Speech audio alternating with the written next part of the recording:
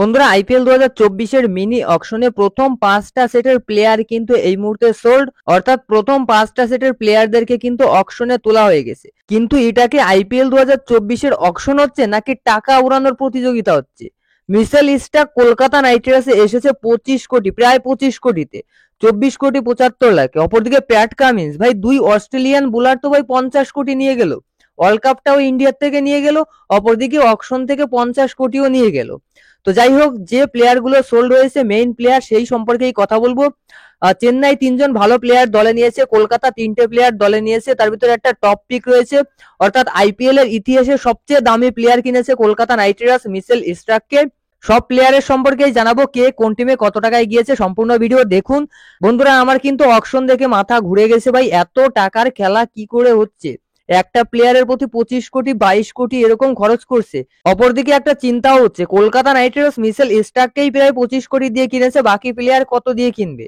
আর তো প্রায় টাকা নেই, আর বাকি প্লেয়ারদেরকে কিভাবে দলে নেবে? অলরেডি 26 কোটি 75 লাখ টাকা কলকাতা নাইট রাইডার্স খরচ করে ফেলেছে, আর মাত্র 5 কোটি টাকা পড়ে আছে। তো প্রথমেই আমরা কলকাতা নাইট রাইডার্সের সম্পর্কে কথা বলবো। কলকাতা নাইট রাইডার্স 3জন প্লেয়ারকে দলে নিয়েছে, মিচেল স্টার্ককে দলে নিয়েছে 24 কোটি 75 লাখ টাকায়।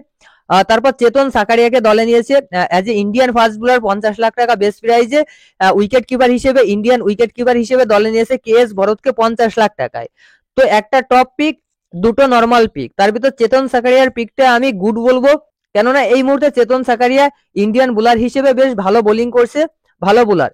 তো চেতন সাকারিয়ার কথা বাদ দিয়ে কেএস ভরত কেমন খেলবে সেটা বলা যাচ্ছে না। বাবা ইন্দ্রজিৎ অথবা নারায়ণ জগদীশনের মতো হতে পারে, আশা করি ভালো খেলবে। তবে চেন্নাই সুপার কিংস কিন্তু 3টে মারাত্মক প্লেয়ার তুলে নিয়েছে। প্রথমত ড্রাইল মিচেলকে 14 কোটিতে দলে নিয়েছে।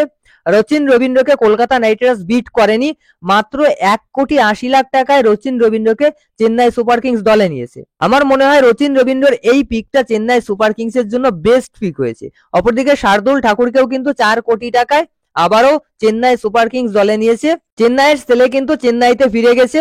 অপরদিকে হর্ষল প্যাটেল, বন্ধুরা হর্ষল প্যাটেলকে 11 কোটি 75 লাখ টাকায় দলে নিয়েছে পাঞ্জাব কিংস।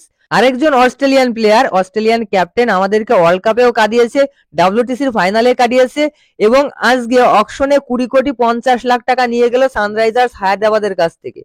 প্যাট কামিন্স কিন্তু সানরাইজার্স হায়দ্রাবাদে গেছে 20 কোটি 50 লাখ টাকায়। মুম্বাই ইন্ডিয়ান্স দুজন ভালো প্লেয়ার তুলেছে, দিলশান মধুশাঙ্কাকে তুলেছে এবং জেরাল্ড কোয়ার্টজেকে তুলেছে। দিলশান মধুশাঙ্কাকে তোমার মুম্বাই ইন্ডিয়ান্স হচ্ছে 4 কোটি 60 লাখ টাকায় তুলেছে, অপরদিকে জেরাল্ড কোয়ার্টজেকে 5 কোটি টাকায় তুলেছে।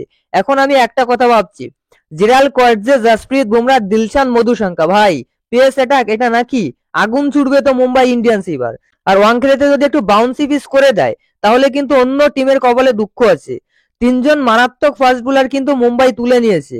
এরপর রোবমান পোয়েলকে কিন্তু রাজস্থান রয়্যাল 7 কোটি 40 লাখ টাকায় দলে নিয়েছে। ট্রাভিস হেডকেও ভালো একটা দামে সানরাইজার্স হায়দ্রাবাদ দলে নিয়েছে। ট্রাভিস হেডের দাম উঠেছে 6 কোটি 80 লাখ টাকা, সানরাইজার্স হায়দ্রাবাদে গেছে। আজমাতুল্লাহ ওমরজাইকে কিন্তু 50 লাখ টাকায় গুজরাট টাইটান্স দলে নিয়েছে। ওয়ানেন্দু হাসারাঙ্গে 1 কোটি 50 লাখ টাকায় সানরাইজার্স হায়দ্রাবাদ দলে নিয়েছে। তো বন্ধুরা মিচেল স্টার্ক এবং প্যাট কামিন্স দুজনের কথা ভেবেই কিন্তু আমার গা শিউরে উঠছে, কেননা 24 লাখ টাকায় একটা প্লেয়ার, 22 লাখ টাকায় একটা প্লেয়ার, মানে প্রথমবার কিন্তু আইপিএল এ এত টাকা উঠলো। 2019-এ প্যাট কামিন্স হাইয়েস্ট প্রাইস ছিল প্যাট কামিন্সের, তবে এত ছিল না। কিন্তু 2024-এ এসে প্যাট কামিন্সের 20 কোটি 50 লাখ উঠেছে, মিচেল স্টার্কের 24 কোটি 75 লাখ উঠেছে। পুরো বিশ্ব চমকে গেছে ভাই এই মিচেল স্টার্কের পিকে।